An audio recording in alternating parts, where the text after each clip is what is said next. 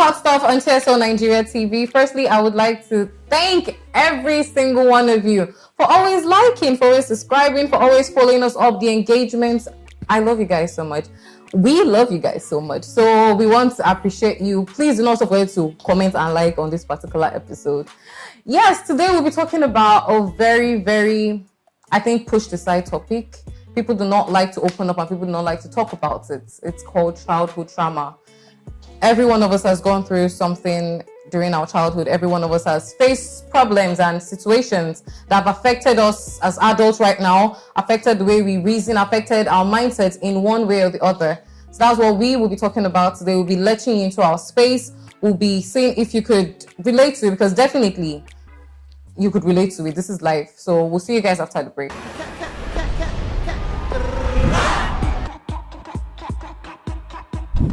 Girl with a little ginger, garlic, whatever it is you want. Damn, this girl hot. What's wrong? What did I hear? You called Bola my baby. Is he a-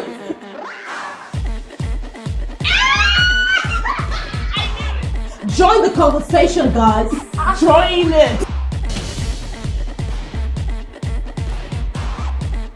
Welcome back, guys. We're going to be talking about childhood trauma. Like, we all have all those traumatic experiences from our childhood that we could remember.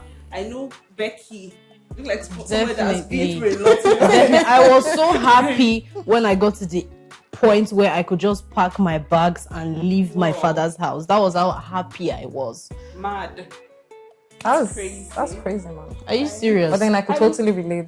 Exactly, because as a child, the immediate example I had of what love is was completely negative. Completely. And then it had a whole lot of effects on me as a person. Even till this day, I'm still battling with them. Yeah. With some of them. Yeah. That's actually something I can't relate to that because I'm still in my parents' house and I love them. Oh, Yes. that hurts. So, Really hurts. and so I do not want to leave them. There are reasons why I have to go away, like when I had to go away for work, but not leaving my parents. Okay, growing up, my dad and my mom separated when I was like 2 years old. Yeah. So I literally grew up with my dad. And as a child, growing up without a mother, you already know like how traumatizing that could be. Yeah. Going out and always having people around, especially men, that will just say, my small wife, come and sit on my leg. And because my dad always likes us to wear explosive clothes because that's just what he likes. And then when we are outside with our bomb shots and our explosive dress and all of that, they are like, my small wife, come and... I was like, I'm talking about 15, 12, 10. They're like, come and sit on my lap, that my small wife, and they're trying to use their fingers to, and then I couldn't tell my dad something like that because he's going to shout at you, even with what happened. It's going to be like, okay, how did you get there? Somebody's going here, you answer. That was how strict my dad was. So growing up without a mother was completely devastating. And then it got to a point where I started... It got to the point where we started menstruating because I have just one sister. Yeah. And we were scared. Like when I started, I had to beg my sister. I was like, babe, please go and tell daddy that my mom started. Because it was just crazy not having a... I am so... I'm so sorry to hear that. Because it's totally relatable, but in the sense that I guess this was... I grew up with my mom instead, or it was a back and forth thing. Today we're with my dad, tomorrow we are shooting gun at each other. Next tomorrow they are breaking bottles. We were here and there, like around 2 a.m. in the night. That was when we could leave the house and just look for where to stay. It was horrific. I think there's this particular scene I used to dream of. I remember one time like this, my dad and mom were having their usual issues.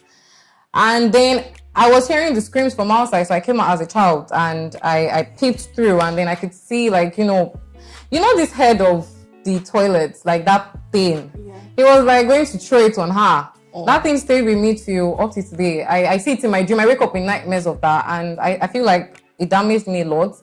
Where you grow up and you don't really know what love is because what you are saying that you believe should be love is actually not love. You get to see your own mom die in front of you or faint in front of you, and you are screaming she's dead, and you know who caused it. You believe that person is your father.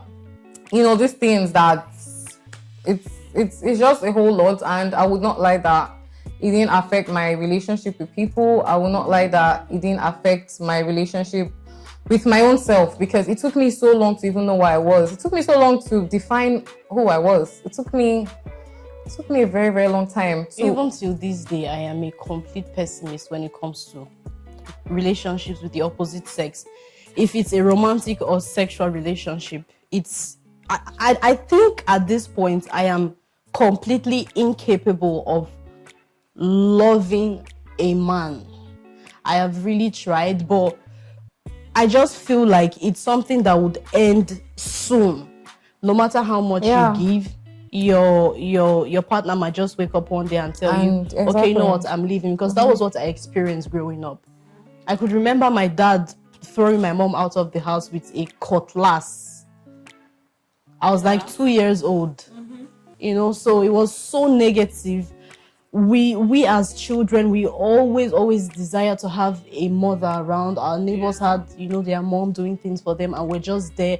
Even when we are graduating, like on our graduations, you know, we could not go because that's actually a mother's thing, to just run around. But my dad really didn't care. And one would tell him that our graduation is, and he's like, what are people even saying? You know? Like, for me, I would not say my own is as deep as any of it. Like, honestly, I was touched when I heard from both of you, but I didn't really have my dad around because he was always traveling. So that one made me build up a wall around myself. Like, I protect myself. Even in my relationship, my boyfriend, he complains that I don't think about us, I think about I am thinking about, okay, I want to do this for myself. I want to do that for myself. I want to be strong for myself because I grew up with my mom being strong for us. Yeah. So it was just, that's it for me. But guys, how have you been able to evolve? How have you been able to discover yourself and move past this trauma? Like, for me, I think masturbation. Like, what the? Becky, something. No, I swear. That's like the height of it, man. No. The truth is, I'm going to give shout outs to masturbation. It has helped me in this life. Okay, but not in this context. Seriously, I'm laughing now because I feel like I've grown from, you know, that horrible experience, and it's now something I can laugh about. But as at the time I was going through all of this, it wasn't funny. I was destabilized mentally, and it affected me as a person. First of all, I had separation anxiety. It was very even till this day, it's difficult for me to relate with women who are seemingly older than me.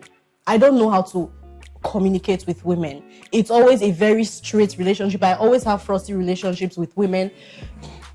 When I'm in my past relationships, I don't know, but I always like have a problem dealing with my partner's mother. You have mother. She just exactly. They always think that I am this person that doesn't want to talk. I'm not cool. I'm not nice. But they don't know that I fear them because I never had a mother figure growing up. Yeah, everything that we've, you know, spoken, shared. How does this actually affect the society? We know that we see a lot of people doing a lot of things and we can't really judge. Definitely, you know that it's something.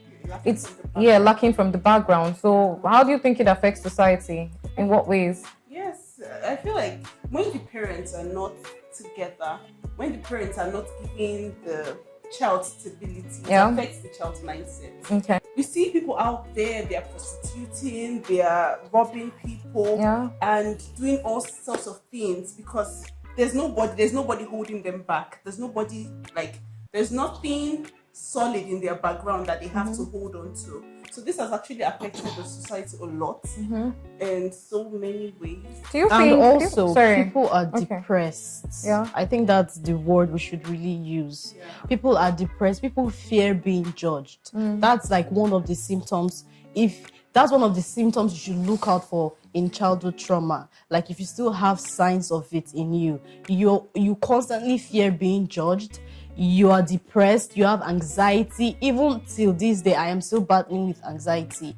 Okay, guys, so depression and constant fear of being judged is actually one of the signs you should look out for in childhood trauma. And me personally, I've been suffering from anxiety, and it's still something I'm battling with.